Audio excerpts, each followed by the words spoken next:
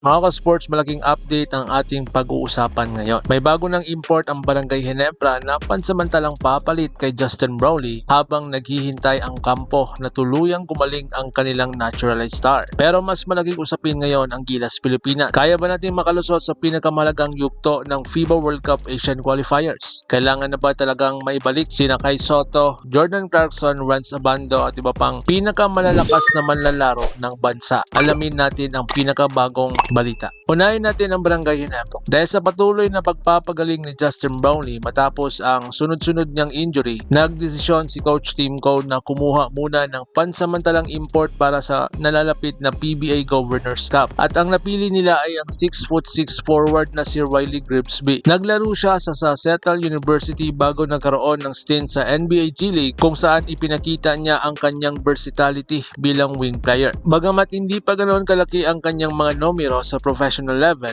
marami ang naniniwalang malaki ang kanyang potensyal. Isa siyang athletic forward na may kakayahang tumira mula sa labas, umatake sa fast break at gumawa ng sariling opensa. Bukod dito, mahusay din ang kanyang ball handling at kayang maglaro sa iba't ibang posisyon. Ang malaking tanong ngayon, babagay kaya siya sa triangle offense ni Coach Tim Cone? Alam naman natin na hindi lahat ng import ay agad nakakasanayan ang sistemang ginagamit ng Ginebra. Ngunit dahil bata pa si Grimsby, marami ang naniniwalang mabilis siyang makaka-adjust. Habang nagpapagaling si Brownlee, malaking responsibilidad ang nakaantang sa bagong import upang mapanatiling kompetitibo ang Barangay Ginebra sa Governors Cup. Sa kabila ng pansamantalang pagpapahinga ni Brownlee sa PBA, nilinaw naman ni Coach Tim Cone na wala pa rin silang balak palitan siyang bilang naturalized player ng Gilas Pilipinas. Ayon sa coach, sapat ang panahon upang tuluyang makarecover si Brownlee bago ang susunod na window ng FIBA World Cup Asian Qualifiers. Kung magiging maayos ang kanyang rehabilitation, siya po pa rin ang aasahang mangunguna sa Gilas sa laban kontra Jordan at Iran sa pagkatapos ng Agosto. Malaking kumpiyansa pa rin ang ibinigay ng coaching staff sa veteranong naturalized player na ilang beses nang naging sandigan ng pambansang koponan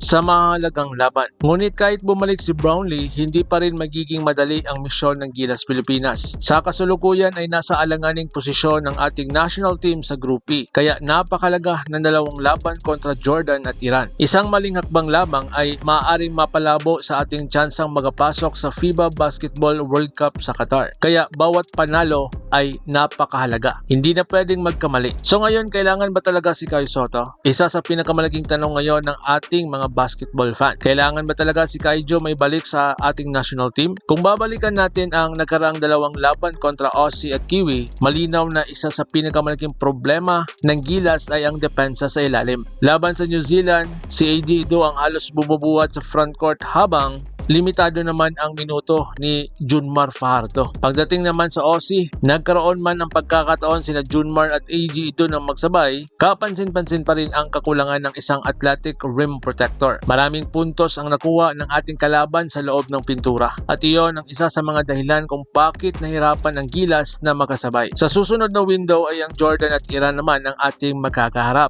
Bagamat hindi sila kasing lakas ng Aussie, kilala po ang dalawang kupunan sa kanilang matitikas at physical na mga big man. Hindi sila maaaring maliitin. So ngayon, Kai Sotto plus AJ Ido plus Quintin Melora Brown. Kung magiging available si Kaiju, malaking tulong ito sa Gilas. Isipin ninyo ang kombinasyon ni na Kai Sotto, AJ Ido at Quintin Melora Brown. Tatlong malalaking manlalaro na kayang magprotekta ng rim, kumuha ng rebounds at magbigay ng interior defense. Kung makakalaro silang sabay-sabay, mas lalaki po ang tsansa ng Gilas na makontrol ang ilalim laban sa Jordan at Iran. Bagamat may mga agam pa sa availability ni Kai at sa kondisyon ni Quintin Melora Brown matapos ang kanyang surgery, umaasa ang maraming fans na magiging handa sila sa tamang oras.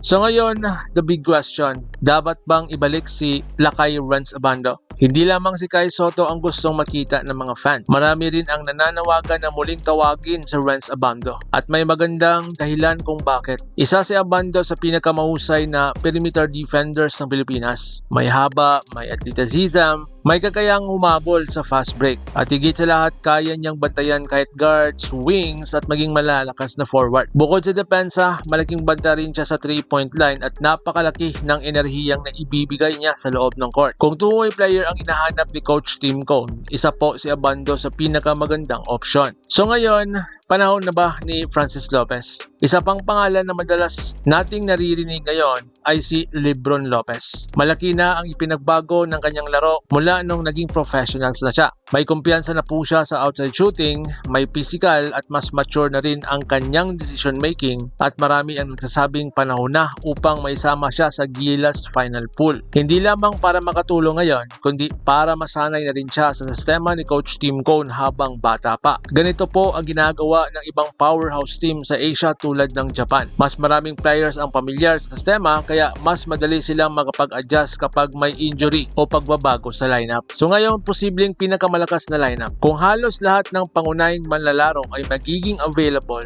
ito ang isa sa pinakamalakas na lineup na maaaring mabuo ng Gilas Pilipinas. Sa point guard, si Scottie Thompson. Sa shooting guard, si Jordan Heading. Sa small forward, Jordan Clarkson. Power forward, Carl Tamayo. Center, Kai Soto. Kasama sa rotation, sina AJ Idu, Quintin Millar-Brown, Kevin Kiambao, Chris Newsom, Dwight Ramos, Michael Phillips, Junmar Fajardo, Renz Abando, Francis Lopez. Isa itong lineup na may kombinasyon ng laki depensa, shooting, athleticism at international experience. Malinaw na napakalaki ng hamon na naghihintay sa Gilas Pilipinas. Hindi sapat ang talento lamang, kailangan ng tamang lineup, tamang chemistry at higit sa lahat, kompletong roster. Kung magiging healthy sina Brownlee, Kai Soto, AJ Idu, QMB at iba pang pangunahing manlalaro ay mas lalaki po ang tsansa nating makuha ang dalawang napakalagang panalo kontra Jordan at Iran. Samantala sa PBA naman ay magiging exciting ding panoorin kung paano magpa-perform ang bagong import ng Barangay Ginebra na si Riley Grimsby